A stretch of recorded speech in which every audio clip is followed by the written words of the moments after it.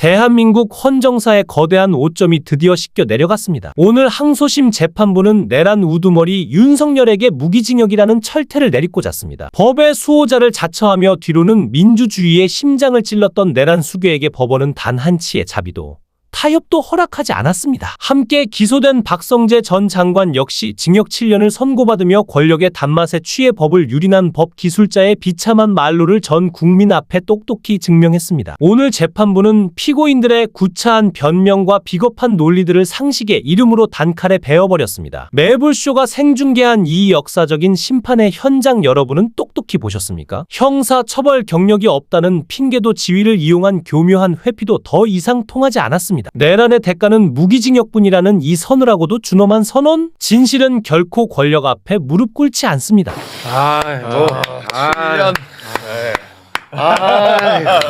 야, 근데 내용이 진짜 기가 막혔습니다. 우리가 그 백대현 선고가 났을 때 우리가 그 의심스러워했던 부분들이 있었거든요. 그 부분들을 다 바로 잡아줬습니다.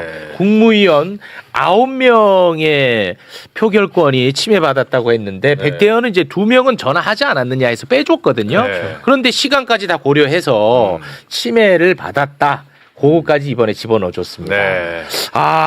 저는 뭐 구형만큼은 아니었습니다만 7년 내용이 워낙 좋았기 때문에 어느 정도 만족하는 편입니다. 새로운 어떤 유형인 것 같아요. 네. 쭉 해놓고 다만 이것 때문에 우리가 조마조마했었죠. 의료제 걸렸는데 네. 가명 사유도 제한적으로 그렇습니다. 그렇게 딱 갔을 때 굉장히 초범 그거 의미 없다. 그렇죠. 대통령이다 그런 얘기 하지 마라 이렇게 얘기를 했었고 그리고 그 외신 허위 공보. 허위 공보 관련해 가지고도 백대현은 이게 뭐 허위 사실이든 뭐든 이거는 얘가 뭐 할 수 있는 일이라고 판단했었거든. 네, 맞아요. 그러면은 앞으로 공무원들 이거 어떡하냐 이걸 걱정했었거든. 그렇죠. 그런데 그 부분을 정확하게 짚어줬습니다. 우리 법조인분들 어떻게 보셨는지 굉장히 궁금합니다.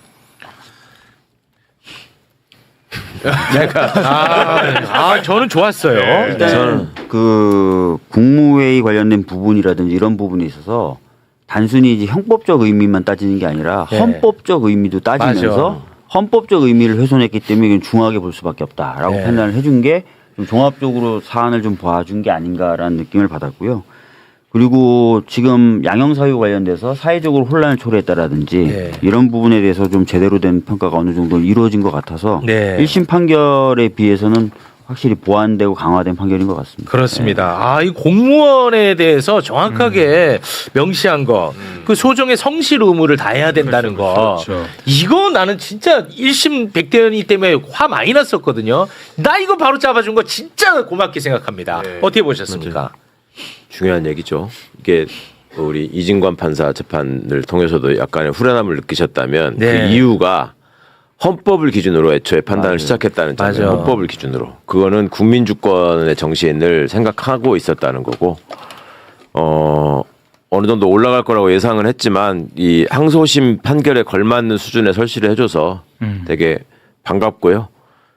개인적으로는 저는 윤성식 대신 예전에 막타오 대신 뛰어준 보람이 있다고 생각합니다. 네? 이게 무슨 말이에요?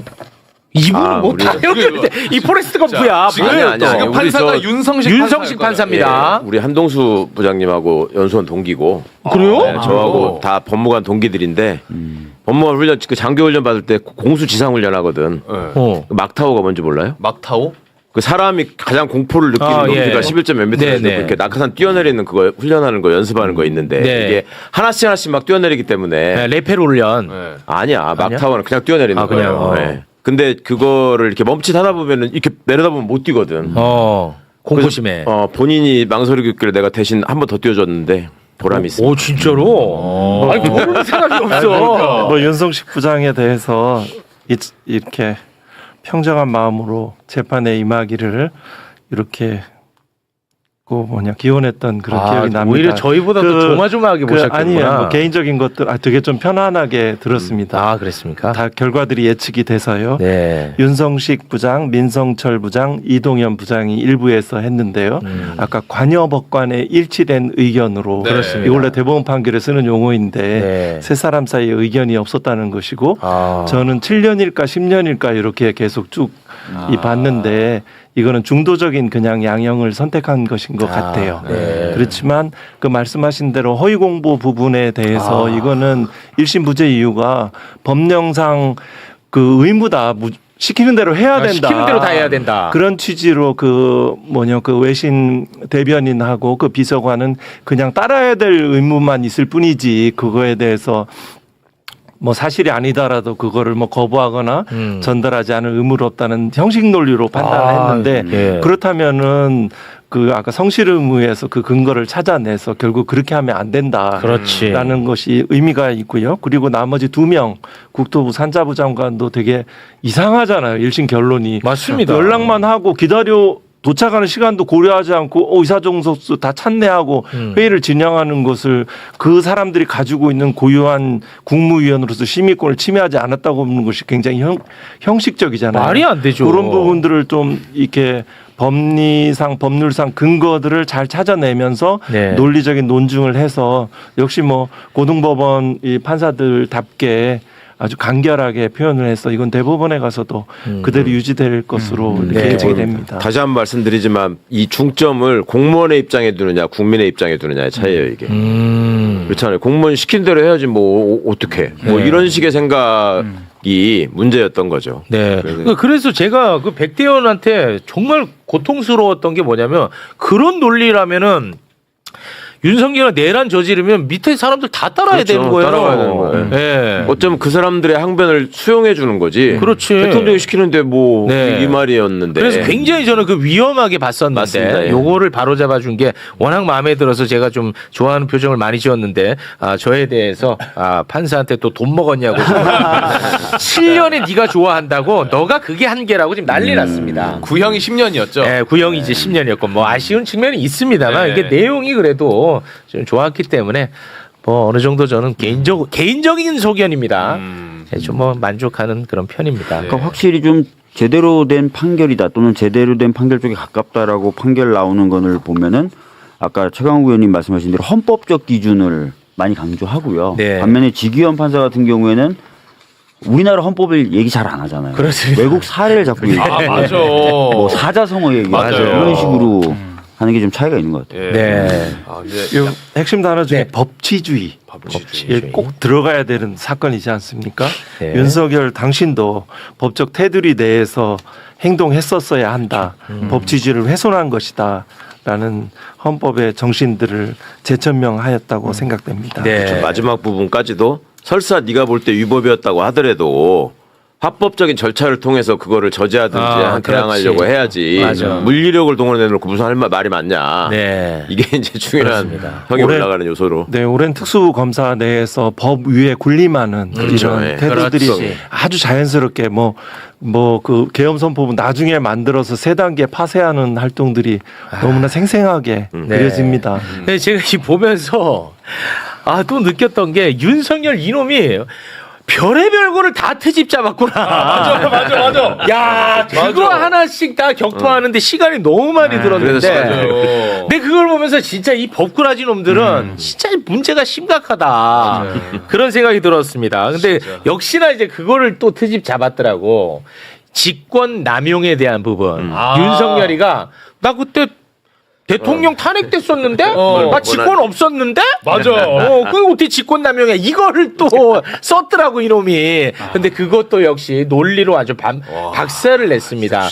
윤석열 너가 경호처장을 통해 가지고 직권에 없는 일을 시킨 거 아니냐? 맞아요. 이것은 직권 남용의 공범이 된다. 네. 야, 이건 정말 훌륭한 논리였습니다. 바깥에 나가서는 탄핵 공소행 노라고 자체가 그 자기의 직권이 아니고 네. 그 이제 경호처장의 직권. 처장의 직권을 그 남용한 것이고 그렇습니다. 그분의 공범 관계가 된다. 형법 정칙에 네. 말하는 공범과 신분 관계 규정에 따라서 재밌더라고요, 공범이 된다. 저는. 이거 예. 아주 너무 말도 안 되는 주장을 한 그렇습니다. 거죠. 근데 저는 요새 뭐 예전 같았으면 뭐 경험도 못 해볼 일 이렇게 법꾸라지들의 그렇죠. 법 기술을 이제 접하면서 야, 이게 나는 굉장히 재밌어. 근데 저런 기술을 쓸 수밖에 없는 게 잔재주를 부리는 건데 김건희가 공범 아니라고 주장해가지고 먹혔잖아요. 그러니까 해보는 거예요 여기도. 그러니까 여기저기 다 해보는 거야. 그러니까 이제 그런 끼리끼리의 그런 거를 깨뜨려야 되고. 네. 저기 한동수 부장님 그 판사도 해보고 검찰에도 계셔봤으니까 그거를 좀 시청자분들께 말씀해 주시면 좋겠어요. 그러니까 뭘 많이 썼는데요. 뭐. 그 형사 합의부 판사들이 지금 생중계를 보시면 네. 같은 사안에 대해서도 판단이 너무 다르잖아요. 네. 그죠? 이걸 보면서 우리가 실망하는 면이 있잖아요. 그렇습니다. 그러면 판사 생활할 때 다른 판사들도 나처럼 같이 생각하고 어떤 우리가 합의할 수 있는 기준 하에서 판단할 것이다라고 기대하잖아요. 근데 나와보면 아니잖아요. 아니야. 그런 현실을 하고 그다음에 검찰을 바라보면서도 지금 그 국회나 이런 데 출석해가지고 완전 뻔뻔하게 거짓말 하잖아요. 네. 그리고 본인들끼리는 수사 기법이라고 전수받는 부분에 대해서 너무 당당하게 얘기하잖아요. 우리는 뭐 그렇게 하는 거다라는 식으로 그 뭐가 잘못이냐. 근데 그거를 감찰부장으로 보실 때 검사들은 다 저런 수법을 저렇게 가지고 했을 것이다라고 예상했을 거라고 보세요. 아니면 윤석열이 똘마니들만 특정 집단이 그렇게 했을 거라고 보세요. 저는 뭐 일부의 문제는 아니고 전체적으로 퍼져 있는 검사의 수사와 관련된 이게 공소시효에 중요한 말씀이에요. 관련되고 오늘 제가 요즘 뭐 시민주도 형사소원법 개정에 대해서도 이렇게 연구를 하고 있는데요. 네. 그 중에 한 테마가 검사의 객관 의무입니다. 이렇게 수원 고검 이번에 감찰과 관련돼도 이거는 이 피고인에게 유리한 자료는 제출하지 않으면서 또 불리한 자료 증거를 조작하기도 하고 그러니까 판사가 이렇게 왜 결론이 그렇게 나오냐면 그중에 판사는 되게 자료에 따라서 판단에 기속되는 존재이기 때문에 자료 자체가 불공정하게 돼 있다면 그런 판단이 나올 수밖에 없는 구조가 되는 거죠. 그걸 최대한 이용하는 거지. 그렇죠. 그러니까 검찰에 오래 근무한 사람은 나는 무죄 받을 수 있다, 무혐의 받을 수 있다고 자신감을 피력해요. 네. 특히 진술론만으로 이루어지는 경우들이 있잖아요. 그렇죠. 이거 아까 그 사후에 만든 계엄 선포문 있잖아요. 네네네. 그 과정도 저는 진술만으로 이루어져서 된 것이지 사실 뭐 강의구 부속실장이든 윤석열 당시 그 진술들에 의존해서 이렇게 사실관계가 이렇게 인정이 됐는데요. 그 네. 부분은 역시 탐구할 지점이 많이 있었다라고 생각합니다. 그대로 네. 믿지는 않습니다. 네. 그리고 제가 이제는 고백을 할 게 있는데 윤석열 쪽이 주장한 것 중에 가장 그래도 저는 일리가 있다고 봤던 부분이 하나가 있었어요. 네. 그래서 내가 그게 항상 조마조마했던 게 있었어. 그거 뭐예요? 뭐냐면 군사보호시설에 이제 들어가려면 그 부대 책임자의 허락 승인이 받아야 있어야 된다는 거야. 근데 이번에 체포할 때 경호처장이 거기 이제 최고 책임자였거든요. 네. 그 승인을 받지 못했어요. 왜냐면 얘네들이 지금 막는 상황이니까. 아. 그래서 이거를 법리적으로 들어갔을 때, 야, 요거는 윤석열 쪽이 이기면 어떡할까. 그게 항상 제가 불안감이 있었거든요. 근데 그 부분에 대해서 굉장히 공익적인 판단을 했더라고. 이렇게 보안에 대한 문제와 공익에 대한 문제가 충돌할 때 그 경중을 따져야 된다라는 얘기가 저한테는 굉장히 또 와닿았는데 요거 좀 정리 가능할까요? 좋은 설명을 해주시는 것 같아요. 네. 저희는 그렇게까지 걱정하셨을 거라고 생각을 저 못했는데 걱정했어요, 솔직히. 이것도 사실은 헌법적 관점에서 보자면 너무 자명한 일이죠. 그러니까 군사시설 보호를 하는 이유가 뭐냐? 그거는 군사시설을 불순한 의도를 가지고 접근하는 사람들로부터 보호하기 위해서 그러는 거거든요. 근데 불순한 의도로 정당한 공권력의 집행을 막으려고 군사시설 핑계를 댄 거예요, 이거는. 그러니까 앞뒤가 바뀐 거죠. 그러니까 그거를 지적하고 있는 거죠. 법 취지가 중요하네. 네. 후에 이게 지금. 문제가 됐을 때 저런 주장을 했을 때 그런 얘기를 했었어요. 그러면 앞으로 군부대장은 무조건 체포 뭐 이런 것도 영원히 압수수색 못하지. 다 막을 수 있는 거냐? 그러니까. 안에 그러면 말이 안 된다. 영원히 이거는 못해. 헌법적으로 해석해야 된다는 얘기를 많이 했었던 거예요. 네. 지금 말씀하신 게 헌법 해석이 가장 중요한 겁니다. 서로 충돌되는 이익과 이 가치들이 형량. 있을 때 네. 이것을 일단은 조화롭게 해석을 해보고 안 되면 어느 것을 우선하는 것입니다. 영장은 우리나라 전국 어디 못 들어가면 안 됩니다. 영장은 다 들어가야 됩니다. 그래서 이 구석에 보면 법 체계의 뭐 문헌과 입법 취지에 따라서 이렇게 해석한다 이런 규정들이 나오죠. 그 법 해석의 기본이 대단히 고맙습니다. 언제든지 방법은 있습니다. 일설, 네. 이설, 삼설이 가능합니다. 윤정식 부장이 현재 지금 펜딩돼 있는 대법관 제청 후보자 중에 한 사람이에요. 그죠? 네. 근데 조희대가 절대 제청 안 할 거예요, 아마. 그리고 뭐 다른 견해도 있더라고요. 그래서 여러 가지 뭐 그런 부분은 조금 아닐 수도 있고요.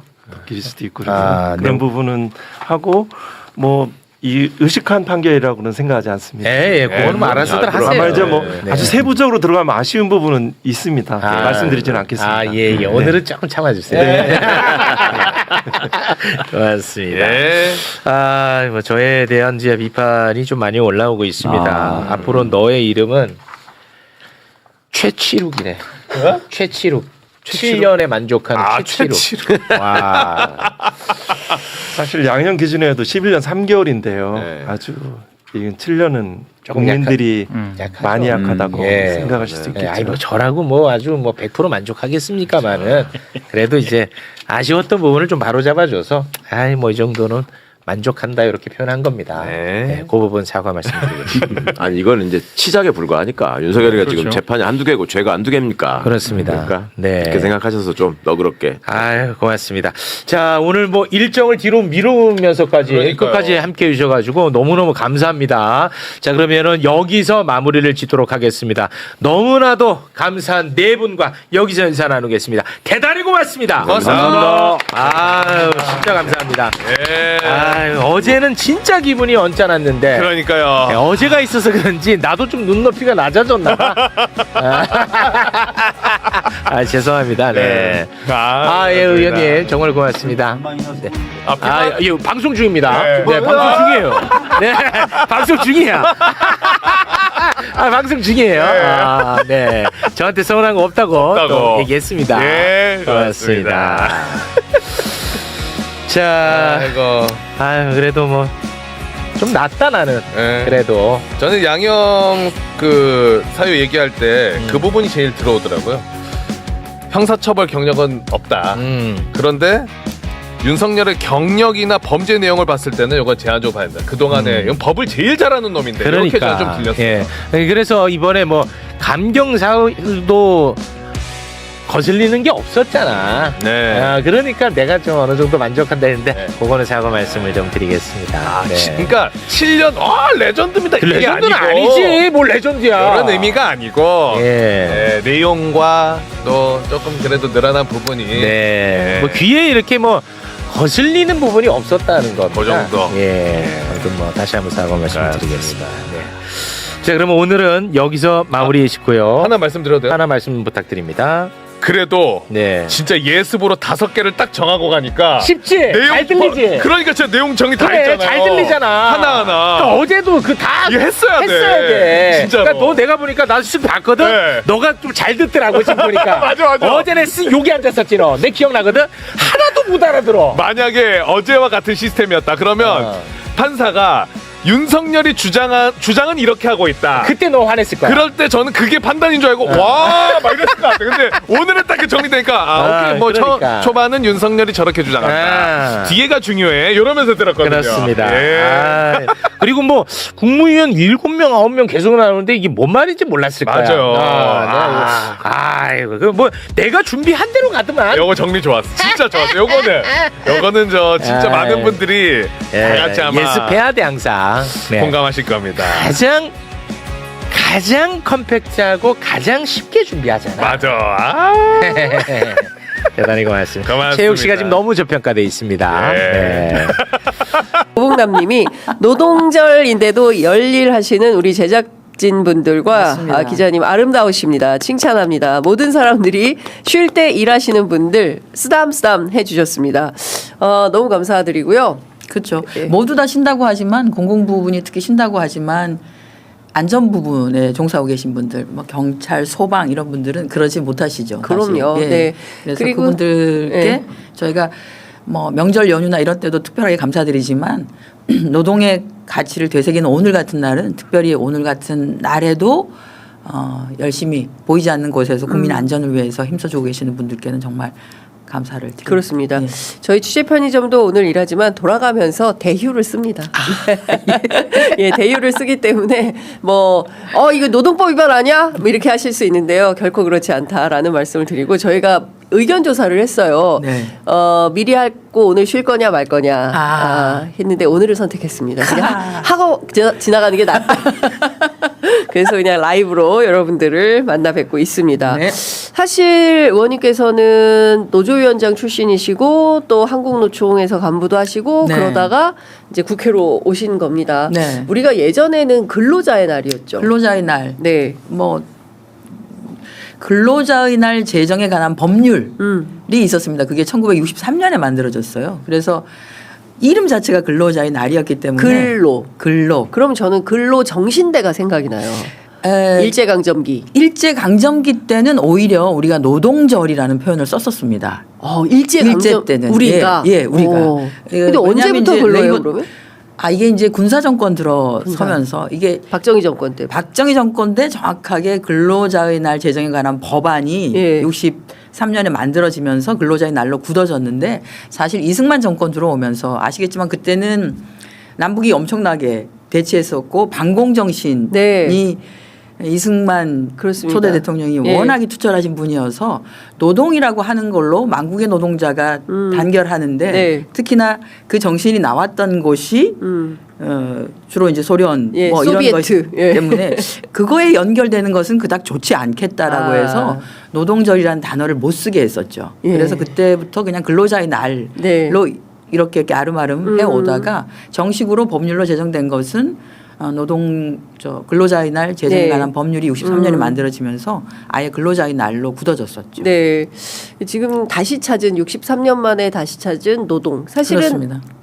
이 노동이라는 게 얼마나 숭고합니까, 사실은. 그렇지 않습니까? 저희 뭐 이 순간 노동하지 않는 사람이 없잖아요. 예. 가사 노동을 시작으로 해서 주체적이냐 주체적이지 않느냐의 그렇습니다. 차이를 하는 거거든요. 그러니까 우리가 노동이라고 하는 게 굉장히 신성하게 내 스스로가 나의 자의를 입혀서 어떤 일을 하면서 그로 인한 대가를 받고 그걸로 그렇습니다. 나의 삶을 지탱해 나가는 데 반해서 이제 근로라고 하는 단어는 약간은 뭐랄까 조금 이렇게 시키는 대로 한다라고 하는 듯한 느낌이 수동적인. 수동적인 그런 게 있어서 저희 이제 노동자들은 근로자라는 표현보다는 노동자라고 하는 단어를 좀 좋아하고 저희가 이제 지난해에 그 근로자의 날 제정에 관한 법률의 이름을 노동절로 아예 바꿨고 올해는 이제 공휴일로 완전히 제정을 한 거거든요. 그래서 명칭이 이재명 정부 들어서서 아예 노동절로 바뀌고 이제 노동절이 모두 다 함께 기념하는 법정 공휴일이 됐다 이렇게 보시면 될 것 같습니다. 그렇습니다. 63년 만인데 의미가 있는 것 같습니다. 정말. 우선 길이 안 막혀서 너무 좋습니다. 서울 출퇴근하시는 분들은 제가 이렇게 공휴일이나 또는 이렇게 명절 때마다 느끼는 건데요.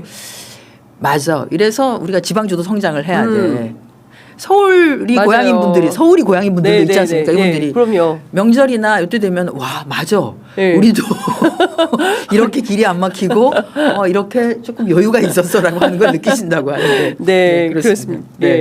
자 오늘 그 청와대에서 아주 굉장히 중요한 행사가 열립니다. 대통령 아마 처음 있는 것 같은데요. 양대 노총과 함께 청와대에서 노동절 기념식을 연다는 건데요. 처음이죠. 네. 없었죠. 역대 없었습니다. 김대중 정부, 노무현 정부, 그 어떤 정부, 문재인 정부에서도 없었던 일이었던 5월 1일 노동절날 양대 노총이 함께 기념을 하는 행사는 없었습니다. 그 전후를 해서 양대 노총의 집행부와 함께 간담회를 한다든지 오찬을 한다든지 하는 것은 있었습니다만 이렇게 5월 1일 날 청와대에서 양대 노총과 함께 5월 1일 행사를 기념하는 것은 정말 처음입니다.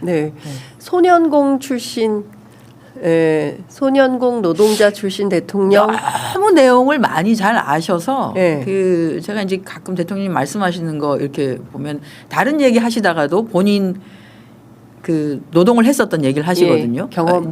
경험. 그때 얼마나 그게 촉박했는지. 나는 그때 솔직히 말하면 내 꿈이 내가 관리자가 되는 거였다. 관리자는 마음대로 때리고 지시하고 막 이랬기 때문에 나 맨날 맞고 일을 하고 이렇게 해서 내가 관리자가 되어서 내가 그거 해야지라는 그 어린 마음에 그랬던 거죠. 그래서 내가 공부를 조금 더 해야지라는 예. 생각을 했는데 오히려 이제 공부를 더 하고 하면서 그 생각이 다르게 바뀌긴 했습니다만 그 결국은 노동 현장에 처해 있는 그 현실이 각각의 노동자에게 어떤 영향을 미치는지를 보신 거죠. 네. 그게 비인간적이고 비인격적인 환경에 놓이게 되면 네. 스스로가 그렇게 변해질 수밖에 없다 생각하는 걸 그렇게밖에 왜냐하면 그 시간을 살아내야 하는 네. 현실이 되니까 그렇게밖에 될 수 없다. 그래서 그 현실을 어떻게 하든 인격적이고 그리고 비인간적이지 않는 현실로 만들어주는 것이 정말 중요하다. 네. 그 생각을 늘 하시는 것 같아요. 그러니까요.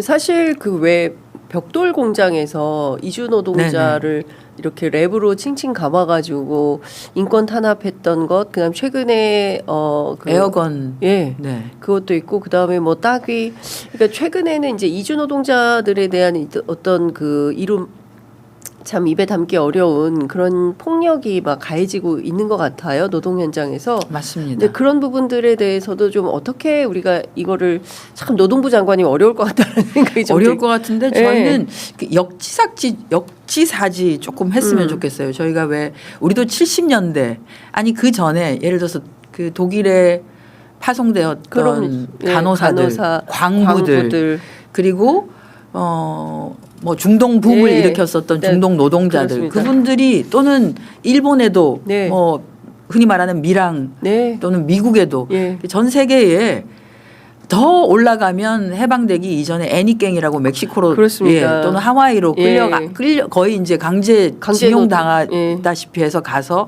사탕수수밭에서 예. 일했던 분들 그분들이 어떻게 노인 상태에서 노동을 당했는가를 생각을 하면 막 거의 강제적으로 그걸 당했는가 생각하면 그분들이 지치지 아니하고 피땀 흘려서 사실은 대한민국을 여기까지 오게 하는데 굉장히 역할을 많이 해주신 그렇습니다. 거거든요.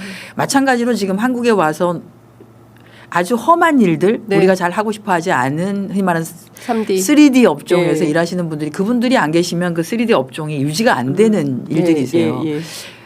그래서 그분들은 또 자국에 가면 똑같다. 우리가 예전에 너 타국에 나가서 정말 고생 많이 하지. 때로는 그 산재를 당해서 그렇습니다. 뭐 예. 절단 사고를 당하기도 하는데도 불구하고 그 일을 해서 고국에 있는 분들을 먹여 살리기도 하고 그걸로 그 고국이 일어날 수 있게끔 해주시는 분들이 굉장히 귀중한 분들이죠. 그래서 우리가 그렇게 한 지가 얼마 전이었었다. 예. 불과 몇십 년 전에 우리도 그렇게 했었었다. 그래서 그분들에게 잘해준다면 그분들이 다 친한파가 되는 거고 한국에 대한 좋은 감정을 그렇습니다. 가지게 될 거라고 예, 보거든요. 예. 그래서 그 생각을 좀 해주시고 네. 해주셨으면 좋겠고 그리고 그분들이 안 계시면 정말 일할 사람이 없어서 뭐 우리가 엄청나게 힘들게 예. 어찌 보면은 사람을 구해야 되거나 그렇습니다. 아니면 임금을 많이 줘야 되는 예. 구해야 되거나 아예 없어져서 정말 그런 일이 생기니까 그분들의 귀함을 우리가 좀 알아줬으면 예. 좋겠다. 지난번에 생각이 듭니다. 이제 대구에 제가 이제 김부겸 시장 후보 그 민심 취재하느라고 네네. 현장에 배추 나르기를 아, 정청래 예. 대표하고 같이 했었는데 현장 최고위원회를 그랬을 때 거기 계시던 분들이 새벽 4시부터 이 배추가 오면 그때부터 일을 해야 되는데 네. 한국 사람 한 명도 지원하는 사람이 없다는 거예요. 그래서 대개의 경우 이주 노동자들이 오는데 불법 이주 노동자들이 온다. 그래서 국회에서 이 불법 이주 노동자들 말고 합법적으로 이주 노동자들이 와서 일할 수 있는 그런 법 개정을 좀 해줬으면 좋겠다. 뭐 이런 제안을 하던데 실제로 그런 논의가 얼마나 잘 되고 있는지도 궁금하네요. 그 아마 불법 이주 노동자는 들어오실 때는 노동 허가제, 고용 허가제에 네. 따라서 들어오셨다가 본인이 원래 일하던 곳을 떠나서 약간은 이제 더 이상 기록으로 관리가 안 되는 예. 상태에서 계속 이렇게 하시는 거죠. 저희가 이제 그 숫자가 제법 생각보다 많은 걸로 알고 있습니다. 그런 분들이 아닌 게 아니라 이제 곳곳에 필요한 곳에 네. 우리가 우리 노동자들이 지원하지 않는 네, 곳에 네, 가셔서 네. 일을 해주고는 있거든요. 그러니까 꼭 필요하니까 필요하다고 해서 그 사업주들은 그걸 좀 공식화를 해달라고 하는 요구가 있는 것도 사실입니다. 근데 전체 다를 네. 공식화하는 것은 불가능하고요. 불가능한데 꼭 필요한 부분에 있어서 문제가 되고 이게 없어서는 안 되는 지역이고 분야라고 하면 고민은 좀 해야 된다고 봅니다. 저희가 네. 현실을 조금 봐야 될 것 같고요. 네. 고용노동부가 파악하고 있는 자료, 그다음에 법무부가 파악하고 있는 자료들이 예. 있습니다. 전체 그게 이제 들어오게 되면 비자 관리를 하게 되어 있기 때문에 어느 정도 규모인지 그리고 이제 농어촌 같은 경우에는 실제로 농번기 때 농한기 때 이렇게 해가지고 농업 일을 돕기 위해서 들어오시는 계절 근로자들도 있거든요. 네. 계절 노동자들과 관련한 숫자 이런 것들이 전체적으로 좀 파악하고 난 뒤에 어느 정도 공식화를 점차적으로 조금 해나갈 필요는 있을 것 같습니다. 예. 근데 이제 한쪽으로는 그게 공식화를 하게 되면 우리의 일자리가 줄어드는 거 아니냐라고 하는데 그게 좀 다르더라고요. 완전히. 그것은 그 일자리가 없는 건 아닙니다. 늘 있음에도 불구하고 우리 이제 국민들이 거기에 그 일은 하고 싶어 하지 않는 부분이시긴 하세요. 예. 근데 꼭 필요하기도 하고. 그러니까요. 예. 예. 그러니까 요새 보면 농촌에 가면 전부 이주 노동자들이 와서 일을 네. 한다. 뭐 이런 얘기를 하는 건데. 오히려 공식화를 하면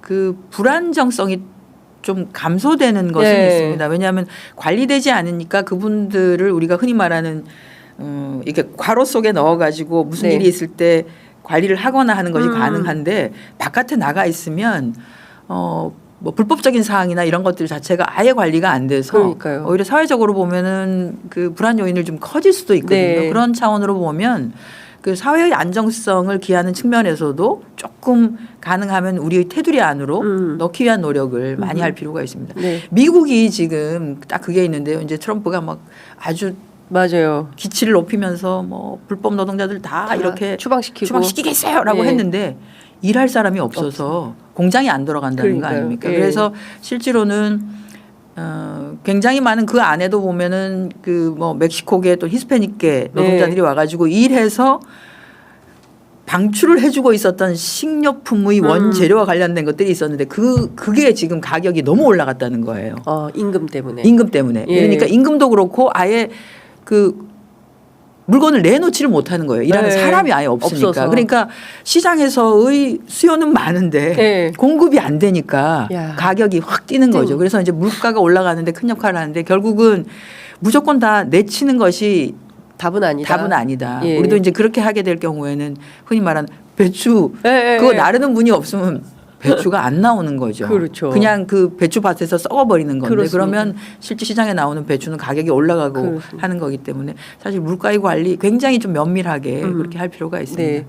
그 진주에서 화물연대 집회 과정에서 사망 사고가 발생하지 않았습니까? 근데 얼마 전에 이제 노동부 장관 직접 가서 현장에서 협약식도 하고 하셨는데 가장 충격적인 것은 여전히 이재명 정부의 이제 노동부에서 노동자성을 인정하지 않고 뭐 자영업자라고 표현하는 대목이 있어서 그게 이제 특수고용자라고 그러니까요. 하는 이제 그러니까 그러니까 운송업을 하시는 분들이 지입차라고 그러죠. 그렇죠. 차를 예, 하나 차를 해가지고 내가 주로 이제 이쪽의 물류 여기에 전담해서 물류를 이렇게 해서 그러니까 물류 일감을 끊기지 아니하게끔 물류 일감을 받아서 하게 되는 경우 이게 이제 우리가 흔히 말하는 아마 그 청취하시는 분들 많이 들으셨을 텐데 특수고용 네. 노동자라고 하는 뭐 거죠. 보험회사 예, 많습니다. 그래서 저희가 특수고용 노동자 문재인 정부에서 한 6개 직종에 해당되는 특수고용 노동자에 대한 산재보험, 고용보험 이런 것들 안으로 좀 이렇게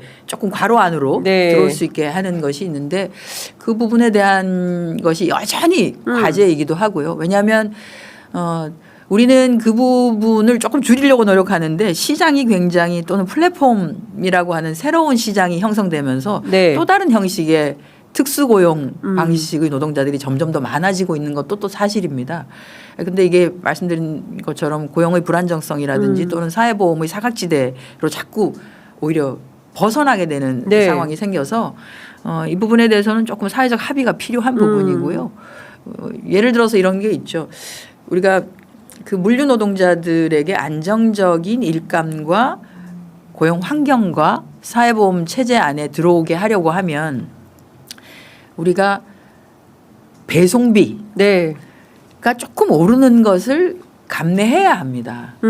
예, 우리 소비자들이. 네. 예, 솔직히 그간 물가가 오르는 것보다 배송비가 여전히 여러분들 많이 사시면 배송비 무료예요라고 하는 네. 거 많고 어떤 경우에는 조금 사도 배송비 무료 이게 많은데 그게 정말 무료일까? 그게 누군가를 거의 네. 착취하는 방식으로 해서 이게 나는 무료를 받는 게 배송비 무료가 되는 게 아닐까 하는 우리가 한 번쯤은 이제 고민을 할 때가 됐고 이런 계속 그 잊어버릴만 하면 가슴 아픈 사고들이 계속 나는 것이 네. 그분들이 처해 있는 현실이 녹록하지가 않기 때문이거든요. 근데 마치 예. 이게 노란봉투법 때문에 원하청 이게 노동법 그러니까 그 노란봉투법 때문에 빚어지는 것처럼 언론이 많이 보도를 하고 있어서 그 전에도 이런 교섭의 요구는 많았었고요. 예. 다만 노란봉투법을 통해서 교섭을 합시다라고 하는 요구할 수 있는 권리는 생긴 거죠. 우리가 대상인지는 한번 예. 판단해 봅시다.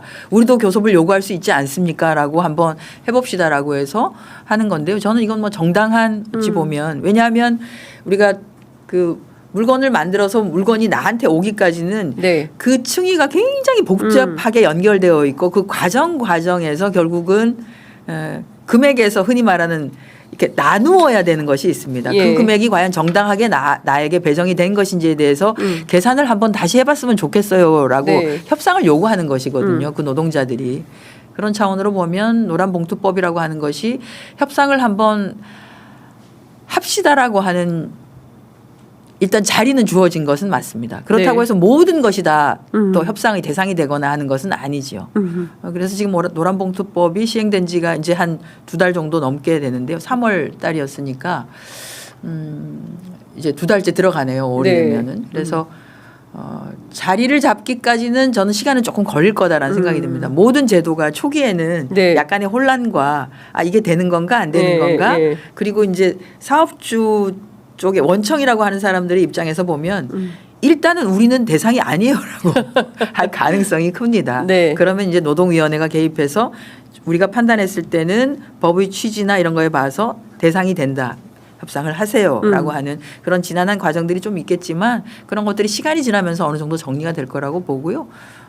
국민 여러분들께서도 보시면 그 지금 협상을 요구하고 있는 분들이 바로 내 가족일 수 있고 네. 예, 내가 물건을 받아보는 거에 내 손에 여기 딱 쥐어지기까지 굉장히 노력을 많이 했었던 분들 중에 한 분이실 예. 수 있다. 그러니까 조금 차분하게 봐주시면 좋을 것 같습니다. 네. 저희가 이렇게 진지하게 정책 얘기를 하고 있는데 댓글창에는 하정우 수석 손턴 얘기만 하고 있어요. 오늘 이제 지방선거 D-33일인데 네. 모든 신경이 지금 선거에 가 있는 것 같습니다. 그 어떻게 보세요? 하정우 수석 부선 저는 뭐 약간 해프닝이라고 예. 보는데요. 그 하수석은 아마 의식하지 못했을 거다라고 생각해요. 저희도 이제 악수 굉장히 많이 하는데 때로는 그 젖은 손을 네. 할 때도 있고 근데 젖은 손과 악수를 하고 난 뒤에는 그 젖은 상태에서 다른 분의 손을 잡으면 이게 내가 젖은 상태 신뢰가 되니까 조금 이제 털기도 하거든요. 근데 그게 의식이 있는 상태에서 그렇게 하지는 않습니다. 내 털어야지 이런 건 아니다. 이런 건 아니죠. 원인은 하루에 뭐 수천 명 악수를 하실 그럼요. 거니까. 예, 저희가 이제 선거 때 되면 여기가 이제 아플 정도로 여기가 그렇게 되거든요. 예전에 보면 박근혜 후보가 손을 뒤로 이렇게 해서 그때 너무 아파가지고. 난리도 아니었었죠. 예.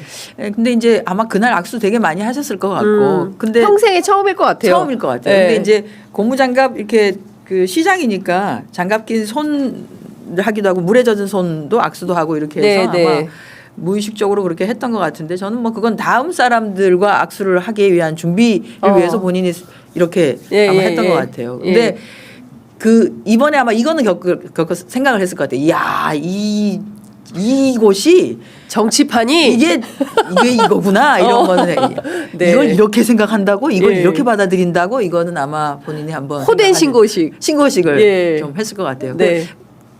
근데 뭐 모르겠습니다. 그 상대편이라고 하는 분들이 우리 뭐 재미나게 잘 해요라고 이렇게 하면서 그 상대편 후보는 우리가 흔히 말하는 포시라운 분이긴 한데 부산 사투리로 포시라운 또 새로운 말 나왔어요. 포시라운 어떤 말이에요? 부산 말로 포시랍다. 무슨 말이에요? 본인은 이제 보기에는 조금 가당치 않은데 본인 스스로는 약간 나는 여기 위에서 뭘 해요라고 하는 이제 한동훈 뭐 이름도 제가 말하기는 그렇지만 뭐 그 후보야말로 조금 그러신 거 아닌가요? 그 후보야말로 포시라운 예. 후보다. 조금 포시랍고 뭐 그렇긴 하죠. 그렇군요. 아니 근데 사실 그 전날만 하더라도 의원님 말씀해주신 대로 뭐 건설적으로 생산적으로 잘해봅시다 막 끌어안고 그랬잖아요. 그랬는데 바로 태세 전환해서 난리도 또 뭐 난리가 아니죠. 예, 네거티브 바로 공격하는. 네. 근데 저는 이제 국민들이 보시기에 쭉 지금 뭐 예전처럼 뭐 이렇게 딱 한 장면만 편집돼서 이게 다인 것처럼 그렇게 할 수 있는 시절이 아니잖아요. 왜냐하면 그 현장에 수많은 유튜브 카메라들이 있었기 때문에 그 시간대별로 다 기록이 남아 있어서 다 보면 아 저랬구나라고 이해를 할 것 같아요. 딱 하게 될것 고기만 같아요. 끊어가지고 하니까 예. 그렇게 보이는 점은 있었던 것 같습니다. 다만 이제 하정우 수석도 예. 이제 손이 저렸다. 손도 저렸을 거예요. 예. 그 구포시장이 굉장히 큰 시장이기 때문에 네. 그것도 다 일일이 손 다 잡고 그러니까요. 근데 저희가 이제 그 악수를 해보면 저도 제가 이제 좀 세게 저 여기 구두살도 이렇게 베개 오, 악수 많이 하면 굳은살도.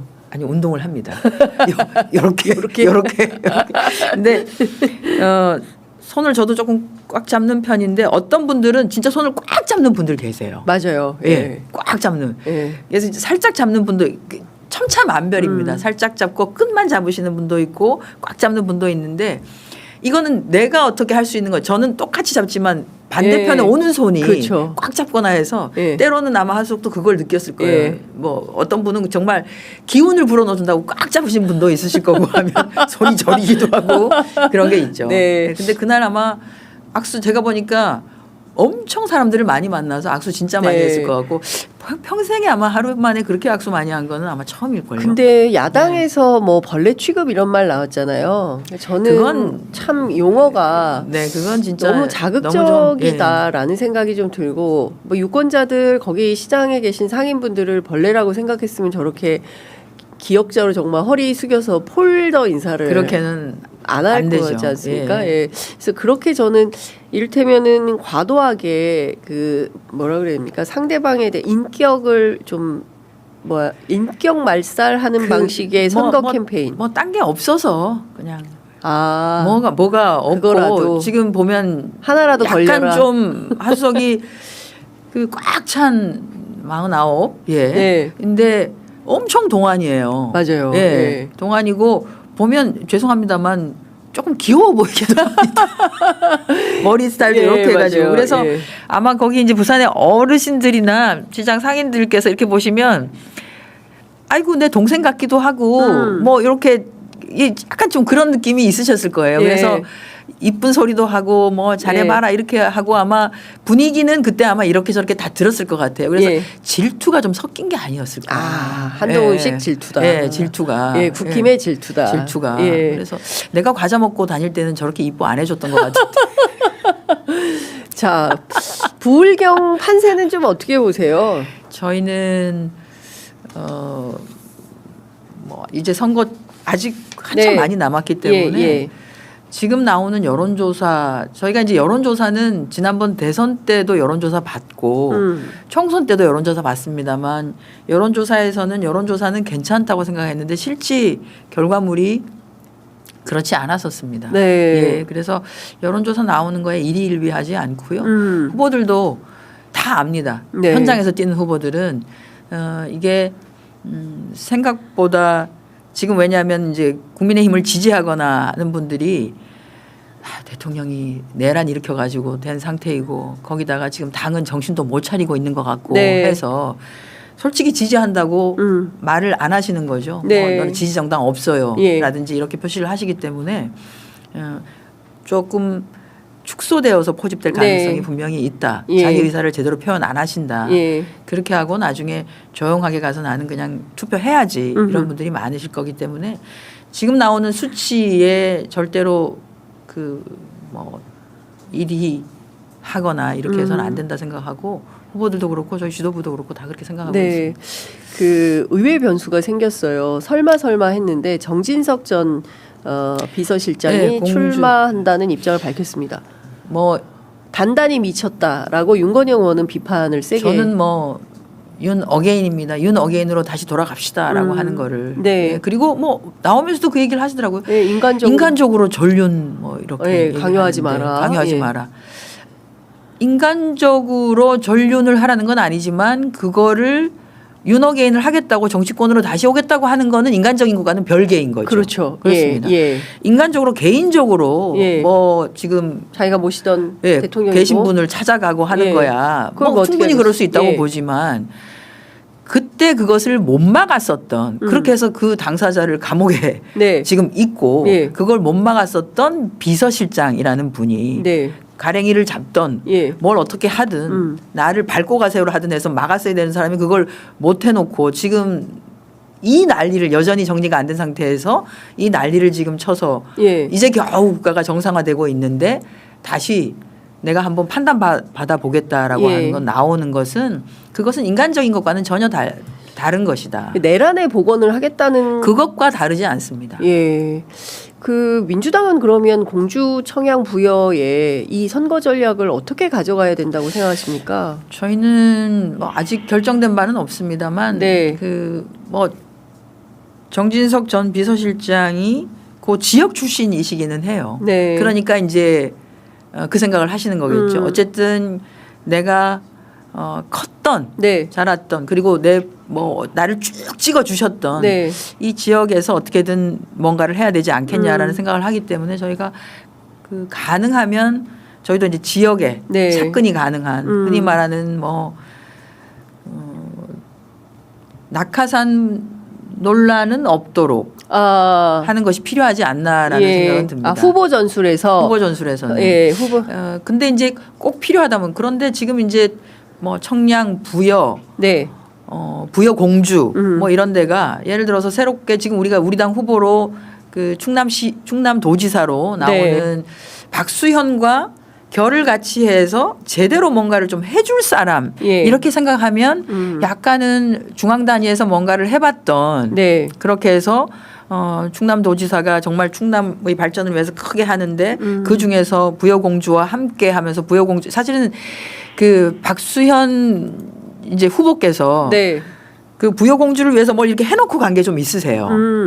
국회 차원에서 그걸 좀 제대로 이렇게 이행할 수 있는 사람으로 보려고 하면 중앙 단위에 뭔가를 좀 끌어낼 수 있는 사람. 그래서 예. 저희가 하나는 일단 낙하산에 대한 거부감이 있는 지역에서 제대로 할 수 있는 사람이 후보군이 있는지와 네. 뭐 고민을 하고 있죠. 또 하나는 그런데 결국 중요한 것은 중앙 단위에서 뭔가를 끌어가지고 또 해줄 수 있는 사람이 네. 박수현 의원이 했던 것들을 그대로 잘 이어가지고 해줄 수 있는 사람이 필요한 부분이 있어서 그 두 가지를 놓고 한번 고민을 좀 해봐야 되지 않나 이렇게 생각을 그렇군요. 합니다. 어찌됐든 국민들이 또 한 번 이거 긴장의 끈을 놓아서는 안 근데 되겠네. 윤호개인은 진짜 아니지 않나요? 그렇죠. 다른 것도 아니고 비서실장을 했던 사람. 예. 그 아니, 그러니까 흔히 말하는 저는 이거는 그 대통령실에서 함께 근무했었던 사람. 예. 그리고 저는 뭐 더 윤갑근 그러니까 변호했던 분이 이런 분들이 지금 고개 들고 네, 국민들께 그것도 표 달라고 와 그러니까요. 6월 3일이면 그 6월 3일 지방선거면 우리가 이제 6월 지난해 예. 대통령 선거를 그때 그렇죠. 했었습니다. 예, 그렇습니다. 예. 지금 5월 아, 1일이니까 정말. 지금 요맘때가 딱 그 작년 요맘때가 그 파기환송이 몰아쳐 오고 있던 때입니다. 그러니까 1차, 2차, 3차 5월 이 1일이었죠. 내란은 네, 네. 끝나지가 않는다라는 생각이 좀 들고 이 정도 되면 국민하고 한판 뜨자라는 건데요. 그렇다면 국민들이 결심하실 수밖에 없겠다라는 생각이 좀 듭니다. 대법원도 조금 저는 그 대법관 제청과 관련한 부분 아직도 정리 안 해가지고 노태학 대법관 퇴임했습니다만 채워지지 않고 그러네요. 있습니다. 아직도 예. 대법관이 공석이네요. 네, 공석입니다. 와. 그래서 저는 노태학 이거는 대법관 후임 아직도 공석이네요. 공석입니다. 진짜. 야 까먹고 있었네. 공석입니다. 예. 이거는 이제 모르겠습니다. 대법원장의 제청권을 존중을 합니다만 그 제청권이라고 하는 것이 내가 한 사람은 반드시 해야 돼요라고 하는 제청권인가라고 하는 부분은 조금 우리가 국무총리의 국무위원 제청권을 예. 보장을 하고 있죠. 예. 그런데 이제 대법원과 우리 법원은 지금까지 쭉 해왔던 것에 대한 복귀를 좀 해볼 필요가 있고요. 그런 차원에서 국민의 신뢰를 다시 얻기 위해서 어떤 방식으로 이번에 이제 대법관 제청을 해야 되는지에 대한 고민을 좀 하셔야 된다. 네. 진짜. 댓글창에 진희님께서 얼굴 두께가 얼마나 두꺼우면 저러는 겁니까? 저 말입니까? 아니요. 윤어게인 세력을 얘기하는 아, 것입니다. 예. 네. 아, 참 답답합니다. 아, 예. 분노가 정말 침입니다. 그렇습니다. 예. 예. 자, 이번 선거에서도 국민들이 본때를 보이는 수밖에 없겠다라는 생각이 좀 듭니다. 그렇습니다. 자, 네. 오늘 말씀은 여기까지 들어야 되겠습니다. 아, 너무 감사합니다.